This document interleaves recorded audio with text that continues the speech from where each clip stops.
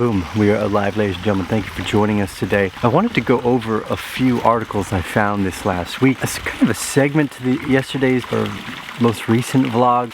Something around 3 times is enemy action. You know, if we're looking at people making mistakes or stupidity, we usually don't see the mistakes always made in the same direction. You'll have a variation, like sometimes you'll actually get it right instead of doing everything horribly wrong. So this brought us to some of Michael J. Burry's tweets, the man from the movie The Big Short. I thought this was an interesting conversation, so we're gonna dive down in it and share some of the thoughts. So started off by talking about something called a bullwhip. Now most people know this type of motion where you have very sharp, and that bullwhip effect, right, humans can create something supersonic simply by cracking a bull. It's pretty impressive. That's extraordinarily fast. So a slowdown in consumer spending caused by inflation and a potential recession will have a massive impact on freight demand and prolong inventory drawdown. So the bullwhip effect is a term used in supply chain circles to describe a scenario in which temporary surges in retail demand are magnified and exaggerated by upstream manufacturers and suppliers who rapidly aim to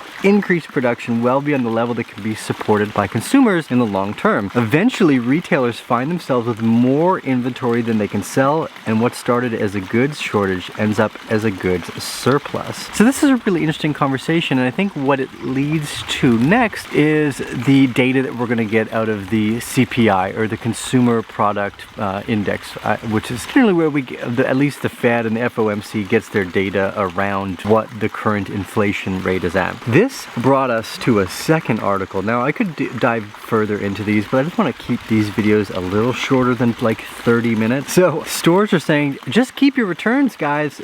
Stores are now weighing the idea that it's more expensive for you to bring back unwanted goods than it is for them to just give it to you. So the chaotic mix of record fuel prices and the unending supply chain crisis, retailers have considered the unthinkable. And instead of returning your unwanted items, just keep them. Well, so what does this mean? What happens when we produce so many consumer goods that them sitting on the shelf costs the company more than people not having it? It actually doesn't make a lot of sense. Now, we could go in and we could dig down deeper of maybe how much disconnect there is between the average participant in the ecosystem and somebody outside of it. This idea that you probably actually deserve to get way more back from the system than you're getting than just an hourly wage, which is a much longer, much more difficult conversation, effectively. But we'll skip over that for a minute, and we'll just hone in on this. So in recent weeks, some of the biggest store chains, including Target, Walmart, and Gap, have all reported their last earnings calls that they have too much inventory, ranging from workout clothes, springtime jackets, good garden furniture, bulky kids toys, and it's costing them tons of money to store it. So again, what I think we're likely to see here, and we're going to dig further because there's a few more articles, is that due to the nature of the lockdown and the opening up, we're going to see this dramatic effect where all of a sudden, because everybody was doing great, everybody was making a ton of money, they were just printing cash and giving it out literally to everyone. There's no interest rates. You could take a loan out for literally anything, and as long as you paid the money back, there's no interest. Like you weren't going to be able to, you weren't defaulting on that loan necessarily. So it's a pretty fascinating conversation that started to develop. What does that mean for the CPI? What comes next? You know, the Federal Reserve has been raising interest rates quite dramatically based off rising food and rising gas prices. Now, food and gas are in short supply, whereas consumer product, customer goods. So we've been talking about this idea between 2 massive waves of inflation and deflation hitting over the last few years. Most of the time we've been looking at deflation, though, we were sketching in this idea that technology like this iPad, or the fact that I have this high definition camera that I can load data onto a computer and split it up and cut it into a visual story, send it out through a magical distribution center called YouTube and have a few thousand people view it, is fantastically deflationary. I have always argued that technology inherently was on this kind of exponential curve to deflationary processes that should make everything think costs nothing. This idea right now that the retailers are better off just giving you products, I think is the start of seeing some of that. Now, there are many deflationary processes at force inside of our economy at large and in general. And one of the arguments that Burry's making here is that because the retailers are now basically having to pay extra to store goods that no one is buying, how long until they go through layoff? How long until the CPI drops? Because a lot of this is household goods. It's not just food and gas that makes up today's CPI, but it's household goods like buying TVs or furniture or babies' clothes, etc. And those are about to drop dramatically because of this great bullwhip that we are currently operating in. Burry's assumption here, and I'm interested to see what happens, is that are we going to see this massive drop in the CPI even though gas and food is clearly still massively inflated by 10, maybe even 20%, and because of that reduction in cost bring inflation down to a more manageable level of, let's say, it's 2 to 3%, which is what the Fed had been aiming at. And how far does it need to go before they, in their layoffs due to this cost crisis, lose a bunch of the employees that the Fed says it's trying to protect, and then start effectively printing or lowering interest rates? This is one of the dramatic aspects of reading about hyperinflationary moments. It's always just a little subtly different. The way the government and the money printers react during this crisis. And again, in the earlier part of this video, you know, the sentiment is, okay, if we keep seeing mistakes in the same direction, is that not enemy action? So what are we going to see next? You know, we've hypothesized that the Wile E. Coyote moment, as soon as everyone looks down and realizes there's nothing holding any of this market up aside from the Federal Reserve. If they stop printing, if they don't have low interest rates, this economy will shrink into a devastating disaster, because most of the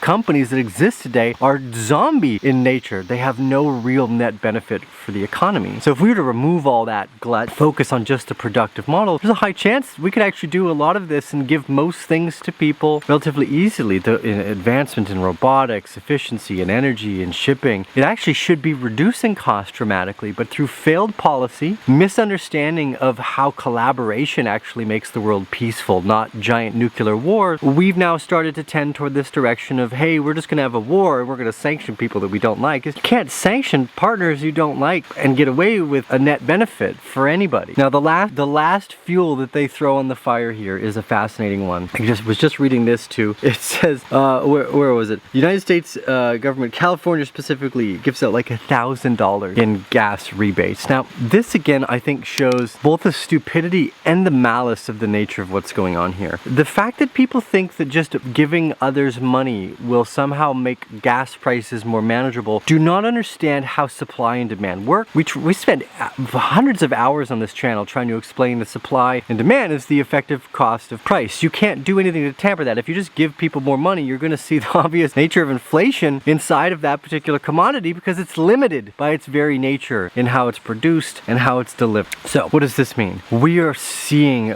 devastating criminal-like actions on not just the medical journals, but also the monetary conversation. And my hypothesis has always been that Bitcoin will be the most valuable when it is the least safe from banks and governments, or when your money is the least safe from the control of banks and governments. And part of the hypothesis here is, what kind of stupid or criminal thing would someone do next if they were trying to edge us into a central bank digital currency? We could see very likely food shortages and fuel shortages that force you to try to line up for the daily person's food, for the daily person's fuel. And I'm sorry, unless you're in their little club, which is far and few between, I doubt you'll be able to afford this, because it will become about identity and reputation all over again. Well, pretty much everyone in Sri Lanka that's still there, they have to line up for gas, to line up for food. So although I'd like to stay optimistic, and again, we're in terms of like the video games and why we think games over time will do so well, games have outlived government, right? Governments have collapsed, people still play games. Well, we still have governments of some kind, but just a different version. So long term, we're very optimistic about the idea of decentralized play-to-own gaming. This is kind of our optimistic viewpoint of how we maybe burst sovereign identity through reputation and collaboration in an online state, regardless of where you were born or who you are. And then we've got this other kind of disastrous effect of this technology can end up tyrannical, and the central bank digital currencies may have a bunch of conspirators trying to aim us, falling always in that direction. So anyways, I just wanted to put that up there because, hey, maybe Burry's right. Maybe we see this kind of massively increase rates, because we're going to have this giant bullwhip effect between consumer demand, demand, supply, and then the contraction of the delivery of those goods, and then the decreasing of the production of each of those things every year going forward, that's going to be weird and devastating. And there's basically no velocity for currency already as it is. I don't see how this ends well, so make sure you own valuable assets. I don't know, just a quick thought there. Will the Fed turn dovish and print and lower interest rates again? Michael Burry seems to think so. I've always thought we'd see this clash of inflation and deflation, and this is definitely a version of that. Anyway, give us a thumbs up if you like this content. I figure we'll just do more videos outside, try to press record more often, about any thought, maybe even. Maybe we'll just try any thought for a little bit, see how it goes. Anyways, we have a podcast today at some point, whether this video is out before or after, with Michael Levine from Mojo Planet. So keep your eyes on that one. To the Arcane Bear. Not as vloggy as the other vlog. I think you guys like those cut scenes for like moving around. Should probably save it so like I do half of it at the beach or something. We'll figure it out. Thank you guys always for supporting me through this wonderful journey, discovery of wherever it is we're going, this path. You know, this road that people seem to want to pave in good fucking intentions.